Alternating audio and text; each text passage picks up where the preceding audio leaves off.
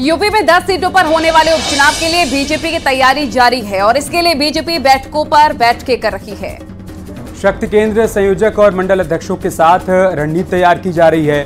दरअसल बीजेपी का प्लान है कि उपचुनाव के लिए तैयार हो रही रणनीति में सबसे पहले स्थानीय समीकरण समझने के लिए बड़े नेताओं को मैदान में उतारा जाए। इस दौरान लोकल फीडबैक से रणनीति तय होगी। मंडल और शक्ति केंद्रों को मजबूत करने योजना के साथ ही 10 सीटों पर पार्टी के बड़े नेताओं की तैनाती भी कर दी गई है। साथ ही खबर है कि यूपी में उपचुनाव वाली 10 सीटों पर पार्टी अकेले ही चुनाव लड़ेगी, ये भी फैसला लिया गया है।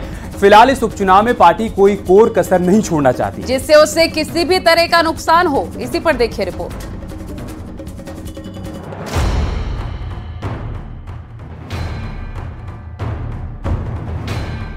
लोकसभा चुनाव परिणाम से बीजेपी ने सबक लिया है, इसलिए यूपी में 10 सीटों पर होने वाले उपचुनाव के लिए तैयारियां जोरों पर हैं और इसके लिए पार्टी ने उपचुनाव में जीत का अमृत पाने के लिए मंथन शुरू कर दिया है।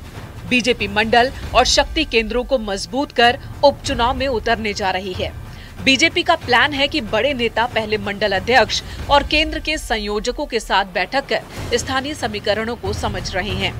भारतीय जनता पार्टी ने उपचुनाव वाली सभी 10 सीटों पर ताकत झोंकनी शुरू कर दी है। जहां आज भारतीय जनता पार्टी के प्रदेश के अध्यक्ष भूपेंद्र चौधरी गाजियाबाद और मीरापुर की सीट पर मंडल अध्यक्ष और शक्ति केंद्र के संयोजकों के साथ में संवाद कर रहे हैं, वहीं दूसरी तरफ महामंत्री संगठन धर्मपाल लगातार दौरे कर रहे हैं उन सीटों पर जहां पर उपचुनाव होना है।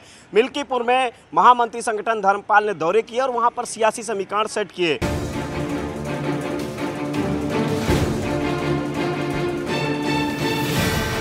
बीजेपी के प्रदेश अध्यक्ष भूपेंद्र चौधरी और महामंत्री संगठन धर्मपाल ने उपचुनाव की 10 सीटों पर बैठकों और प्रवास का दौर तेज कर दिया है।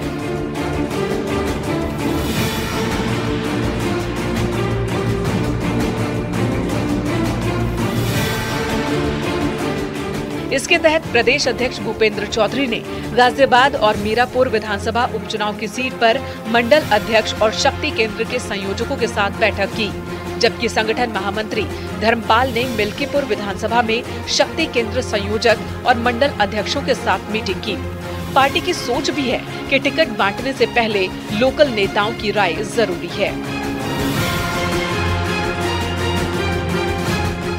संगठन में सभी कार्यकर्ताओं को, जो वरिष्ठ लोग हैं, उन्हें विधानसभा से जिम्मेवारी दी है और जो नीचे संगठनात्मक काम है हमारा, उन कामों को पूरा करके हम लोग पूरी तैयारी के साथ जैसे भी चुनाव की घोषणा होगी हम लोग अपने प्रत्याशी चयन की प्रक्रिया को आगे बढ़ाएंगे।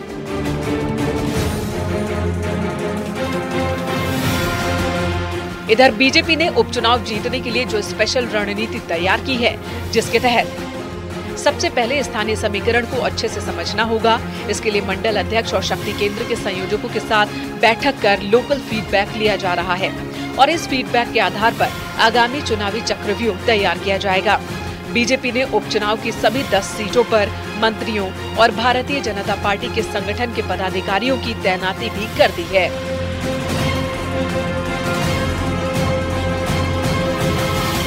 निश्चित तौर पे भारतीय जनता पार्टी इस मामले में सबसे आगे है और चुनाव, जहां तक उपचुनाव है, हम सभी उपचुनाव जीतेंगे।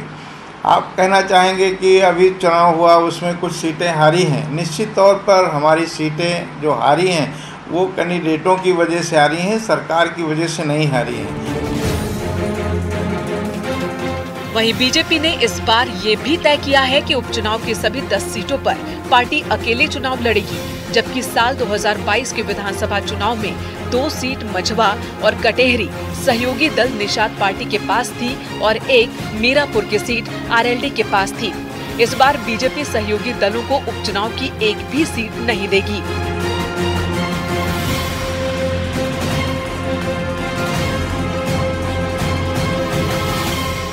और सबसे जो खास रणनीति भारतीय जनता पार्टी अपना रही है वो मंडल अध्यक्ष और शक्ति केंद्र के संयोजकों के साथ समन्वय बनाते हुए वहां से फीडबैक इकट्ठा कर रही है और उसी रणनीति के तहत चुनावी मैदान में भारतीय जनता पार्टी उतरेगी। कैमरामैन रवि के साथ संकेत मिश्रा, न्यूज़ 18 लखनऊ।